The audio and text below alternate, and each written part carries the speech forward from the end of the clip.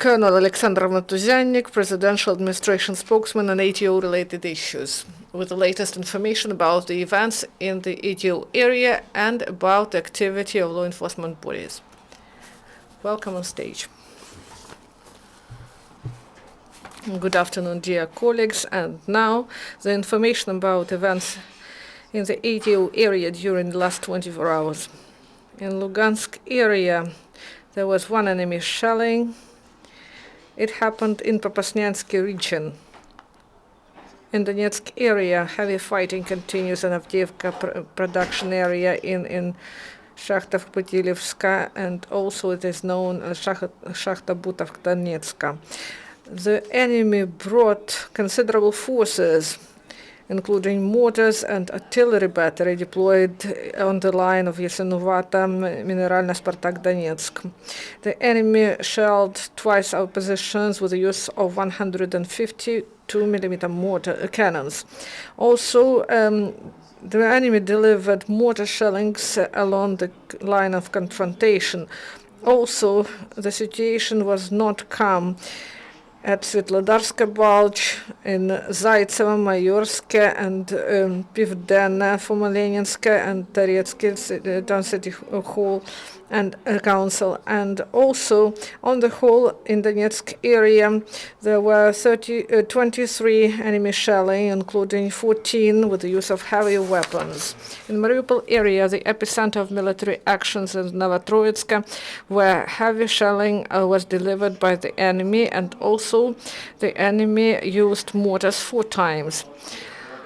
The enemy launched about 30 artillery shells and 40 mortar mines.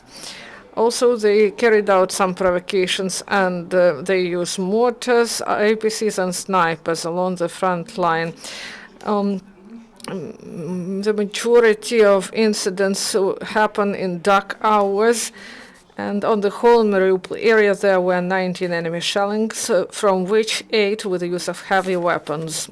According to the information provided by the military intelligence service, there were 3 flights of air drones of the enemy in the region of Bakhmutivska highway, Avdiivka, and Krasnogorivka.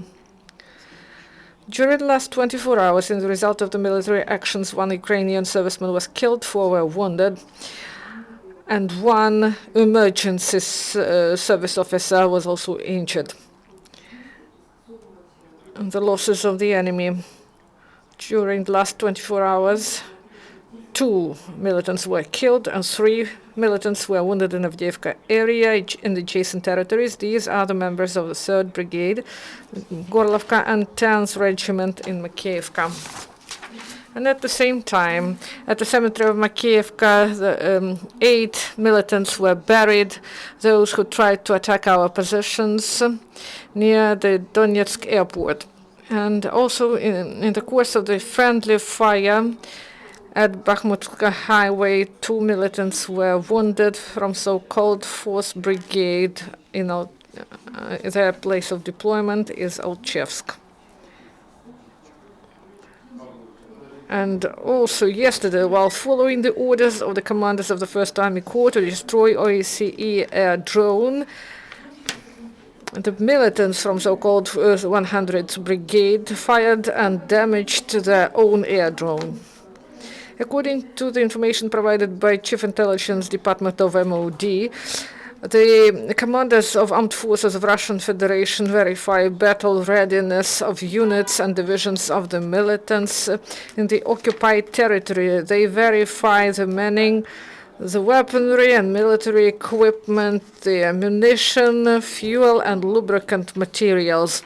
All this is done as the preparation to the visit of the Russian Federation General Staff Commission that is planned for the 17th of June. Commanders of Russian forces continue to discredit and prevent the work of OSCE SMM. Thus, for June 10, they have scheduled the forced rally to express the protest against presence of police OSCE mission in the occupied territories. As the intelligence service proves that the CEOs of organizations has got the order to sent their employees to this rally. Also, the civil service of Ukraine had disclosed the support of militants in the local government body in Lugansk Oblast. In May last year, this woman started to cooperate with one of the leaders of so-called MGB LPR band, and she collected information about the deployment, about the movement of Ukrainian troops and other military information. Yes, the border guard officers near Maryanka, when searching one of the cars, had revealed the grenade and separatist books. At the same time, another militant arrived back to Ukraine, having used the SBU program "You Are Needed at Home." In March 2016, he voluntarily left the DPR illegal band formation. And the court in Maryanka liberated this former militant from criminal responsibility. To liberate the suspect from the criminal responsibility,